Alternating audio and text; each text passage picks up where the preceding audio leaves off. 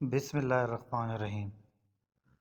حضرت عمر رضی اللہ تعالیٰ عنہ سے روایت ہے کہ میں اور میرا ایک انصاری پڑوسی دونوں اطراف مدینہ کے ایک گاؤں بنی امیہ بن زید میں رہتے تھے، جو مدینہ کے پورب کی طرف بلند گاؤں میں سے ہے۔ ہم دونوں باری باری آن حضرت صلی اللہ علیہ وآلہ وسلم کی خدمت شریف میں حاضر ہوا کرتے تھے۔ ایک دن وہ آتا اور ایک دن میں آتا۔ جس دن میں آتا اس دن کی وحی کی اور رسول اللہ صلی اللہ علیہ وآلہ وسلم کی فرمودہ دیگر باتوں کی اس کو خبر دے دیتا تھا، اور جب وہ آتا تو وہ بھی اسی طرح کرتا۔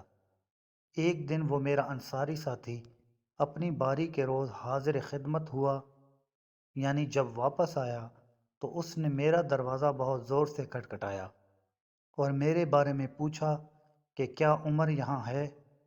میں گھبرا کے اس کے پاس آیا۔ وہ کہنے لگا کہ ایک بڑا معاملہ پیش آ گیا ہے، کہ یعنی رسول اللہ صلی اللہ علیہ وآلہ وسلم نے اپنی بیویوں کو طلاق دے دی ہے۔ پھر میں یعنی اپنی بیٹی حفصہ کے پاس گیا، وہ رو رہی تھی۔ میں نے پوچھا کیا تمہیں رسول اللہ صلی اللہ علیہ وآلہ وسلم نے طلاق دے دی ہے؟